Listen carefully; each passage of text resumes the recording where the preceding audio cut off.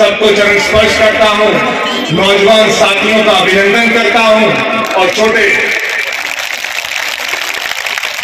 मैं ज्यादा तो समय नहीं दूंगा क्योंकि मेरे से पहले सब लोगों ने ज्यादातर बातें आपके समक्ष रख दी हैं। आप भी बहुत देर से आदरणीय प्रोफेसर साहब को सुनने के लिए व्याकुल हैं। बस मैं आपसे इतना कहना चाहूंगा कि जैसा कि आपको पता है 20 फरवरी को विधानसभा के वोट पड़ेंगे और 10 मार्च को नई सरकार बनेगी। अब आपको और हमको चुनना है कि 10 मार्च को किसकी सरकार बने, किसके मुख्यमंत्री बने और जसराना में भी किसकी सरकार। 5 साल आपने बीजेपी सरकार का काम देखा, 5 साल उनके झूठे वादे देखे, 5 साल का किसानों का उत्पीड़न देखा, 5 साल किसानों को धरना देते हुए देखा, 5 साल किसानों को डीएपी यूरिया की लाइन में लगे हुए देखा, 5 साल किसानों को रातों में टॉर्च और लाठी देते हुए खेती की रखवाली में। पिछले 5 साल नौजवानों को रोजगार ढूंढते देखा, पिछले 5 साल पेपर लीक होते देखा, पिछले 5 साल महंगाई में गुजारे, पिछले 5 साल भ्रष्टाचार में गुजारे। जो 100 नंबर की गाड़ियां चली थी आदरणीय अखिलेश जी ने कानून व्यवस्था सुधारने के लिए चलाई थी, उनका इस्तेमाल भी पक्ष और विपक्ष को परेशान करने में, गांव में जाके लोगों को परेशान करने में किया। तो मैं आपसे अनुरोध यही करता हूं 20 फरवरी को साइकिल का बटन दबाइएगा और आदरणीय अखिलेश जी को मुख्यमंत्री बनाइए। 2022 विधानसभा चुनाव तीसरे चरण के मतदान में अब कुछ दिन शेष। सभी राजनीतिक पार्टियों ने अपने पूरे दमखम से लगाया जोर। जगह जगह चुनावी सभाएं एवं मतदाताओं को रिझाने के लिए प्रयास अंतिम चरण की ओर। जसराना विधानसभा में चुनावी जनसभा को संबोधित करने पहुंचे सपा महासचिव प्रोफेसर रामगोपाल यादव। समाजवादी पार्टी के जसराना प्रत्याशी सचिन यादव के समर्थन में जनसभा करने पहुंचे रामगोपाल की सभा में उमड़ा जनसैलाब। जिले के कई वरिष्ठ पदाधिकारी, जसराना विधानसभा के कई जनप्रतिनिधि एवं वरिष्ठ कार्यकर्ता रहे मौजूद। जनसभा को संबोधित कर रहे प्रोफेसर रामगोपाल यादव ने कार्यकर्ताओं को चुनाव जीतने के लिए बताए टिप्स। जनसभा के दौरान अपने चुनावी भाषण में उन्होंने सिरसागंज विधायक भाजपा प्रत्याशी हरिओम यादव पर निशाना साधते हुए उनके बयान अखिलेश यादव पर की गई टिप्पणी पर कटाक्ष करते हुए उन्हें बताया दुर्भाषा ऋषि। चुनावी सभा में हजारों की संख्या में पहुंचे प्रोफेसर साहब रामगोपाल को सुनने समाजवादी पार्टी के समर्थक, कार्यकर्ता और ग्रामीण सभी ने शालीनता का परिचय देते हुए प्रोफेसर रामगोपाल यादव को करीब 1 घंटे के भाषण को शांतिपूर्ण सुना। वही सभा को जसराना विधानसभा के कई बूढ़े बुजुर्ग एवं सम्मानीय लोगों ने संबोधित भी किया। आज हुई ये चुनावी सभा में कई अन्य पार्टियों के कई पदाधिकारियों ने समाजवादी पार्टी की सदस्यता भी ली एवं प्रोफेसर रामगोपाल का मुकुट एवं फूल माला पहनाकर सम्मान भी किया गया। रिपोर्ट फिरोजाबाद से विपिन राठौर। नेता की न नेता ठीक न नियत ठीक। हमारा नेता ठीक है, हमारे नेता की नियत बिल्कुल ठीक। हमारे नेता ने पिछली सरकार में भी जो वादा किया उनको पूरा किया, अगली सरकार में भी जो वादा किए हैं उन सबको पूरा करें। इससे पहले नेताजी ने जो वादा किए पूरे किए।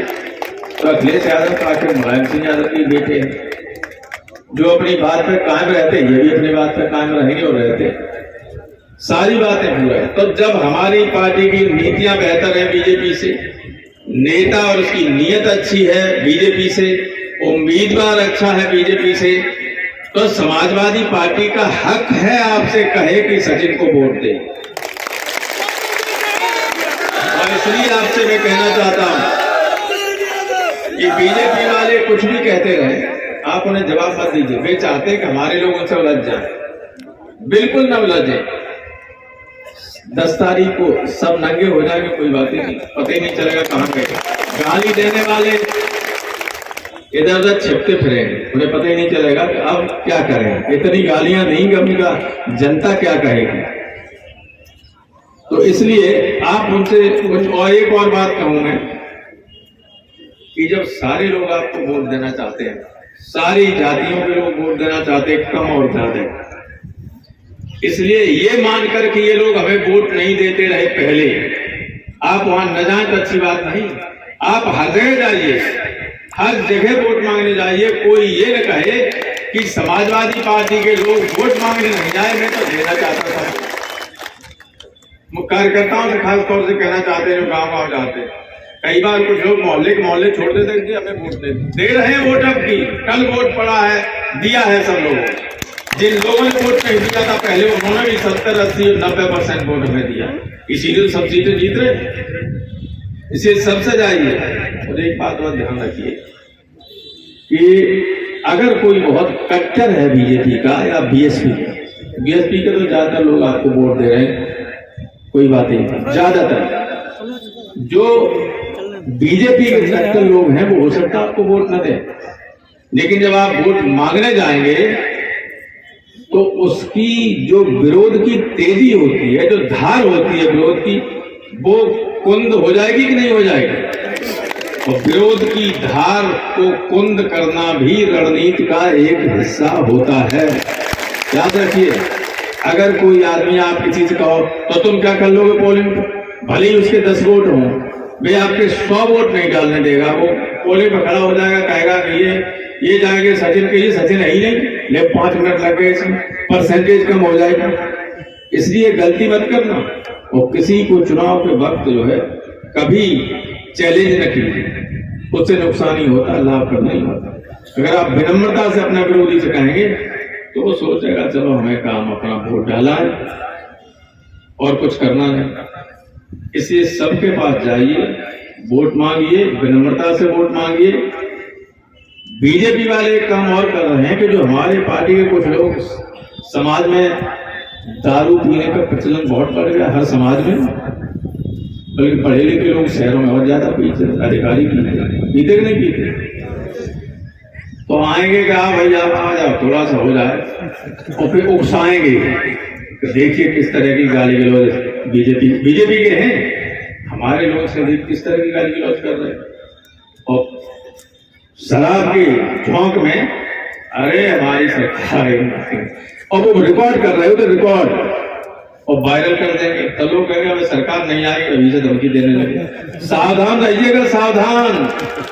7 मार्च तक, जब तक 7वें चरण की वोटिंग न हो जाए, अपना मुंह इस तरह के मामलों से बंद करिए। अपनी पार्टी की नीतियों के लिए जितना चला सकते हो उतना चलाइए, यही तो होता है। चर्चा बहुत जरूरी है, लेकिन चर्चा अपने वोट के लिए कीजिए, विकास के कीजिए, और किसी तरह कोई उनका जवाब देगा बोलने की बात, ये ठीक है सुनते रहो। अपने आप शर्मिंदा होंगे जब चुनाव के रिजल्ट आएंगे, इसके बाद मुंह दिखाने लायक नहीं रहेंगे गाली देने वाले। और हमारे तो फिरोजाबाद में एक नए दुर्वासा ऋषि पैदा हो गए, एक हो गए हैं सिरसागंज जी के उम्मीदवार।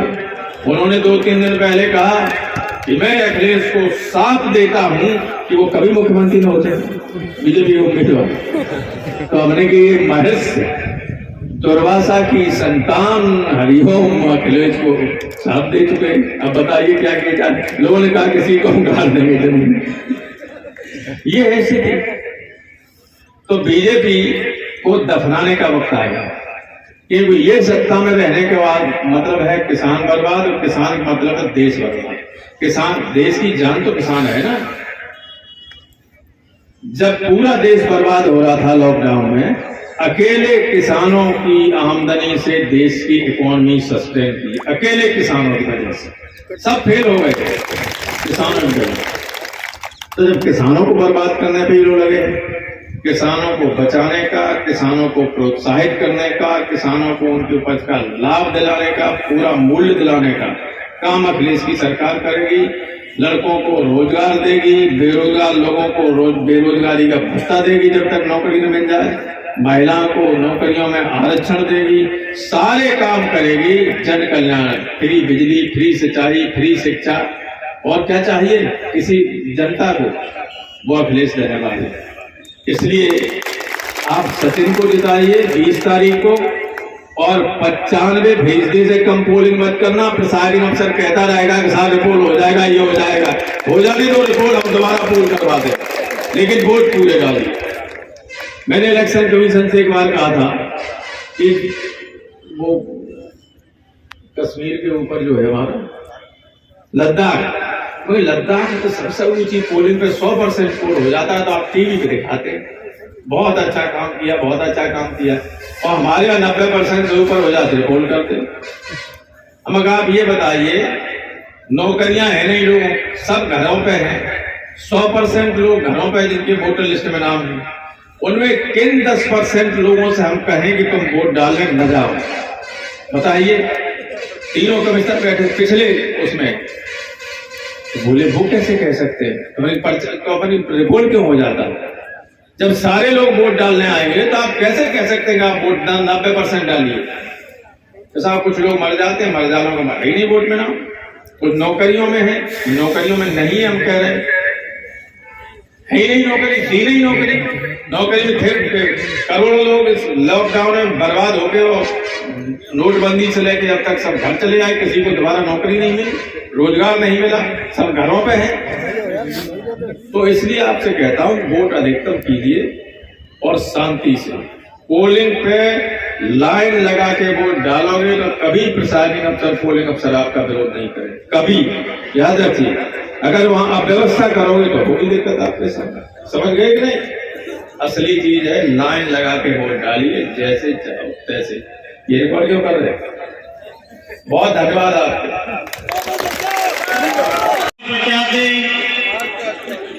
भाई सचिन यादव जी,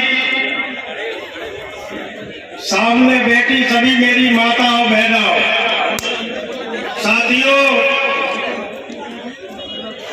ये 2022 का चुनाव बहुत महत्वपूर्ण चुनाव है, क्योंकि इस चुनाव से 2024 भी तय होगा।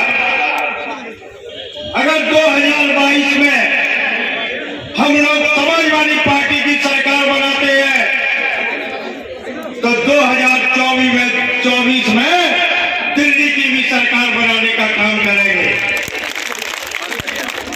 साथियों, मैं ज्यादा वक्त न लेके मैं आपसे 20 तारीख के लिए कहना चाहता हूं।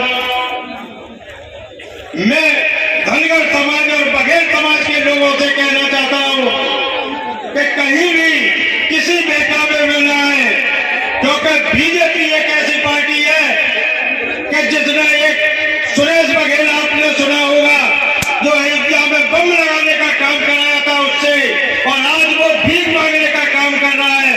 और दूसरा हमारी समाज का एक ऐसा आदमी है जो हर पार्टी में मुंह मारता है। साथियों, अब हम सब लोग जान चुके हैं कि हम सब लोग समाजवादी पार्टी का सहयोग करेंगे, चाहे कोई हमारा नेता कहीं चलाता है, मगर धनगर समाज एक मुश्त होकर समाजवादी पार्टी को वोट करेगा। ये मेरा वादा है और विश्वास है। और मैं आपको बताना चाहता हूं कि जसराने में लगभग 35 से 40 हजार पाल बघेल धनगर समाज का वोट है। मैं आपको वादा करता हूं कि एक एक वोट समाजवादी पार्टी के खाते में जाएगा। तो मेरा वादा है। समाजवादी पार्टी ने, हम समाजवादी पार्टी के शीर्ष नेतृत्व का धन्यवाद देते हैं कि सचिन सबसे पहले तो इंजीनियर है। हर गांव का, हर बिरादरी का, हर समाज का वोट एक इंजीनियर ने कन्वर्ट कर लिया है समाजवादी पार्टी की तरफ। दूसरा, सभी से नौजवान हैं, जितने भी समाजवादी पार्टी के आवेदक थे उनसे लगभग 20 वर्ष छोटे हैं, तो एक युवा को देने का काम किया। ऐसे युवा को जो गांव-गांव जाता है और हर गांव में, चाहे वो यादव समाज का गांव हो, चाहे किसी भी समाज का गांव हो, उन्होंने विधानसभा प्रत्याशी होने से पहले हर गांव में अपनी पैठ बना रखी है। दूसरी तरफ भारतीय जनता पार्टी का प्रत्याशी वर्ष सत्ता पक्ष में जिलाध्यक्ष रहने के बाद भी किसी गांव में जाने का काम नहीं किया, न किसी सुख दुख में जाने का काम किया। लेकिन इंजीनियर सचिन ने हर जगह, हर गांव में, पूरी विधानसभा में हम नहीं गए, लेकिन हम अपने ब्लॉक की जानते हैं। हम जहां भी जाते थे तो बताते थे लोग कि सचिन जी आए थे, सचिन जी आए थे। तो हम ऐसे सचिन जी को धन्यवाद देते हैं और समाजवादी पार्टी को धन्यवाद देते हैं, ऐसा प्रत्याशी बनाया। दूसरी तरफ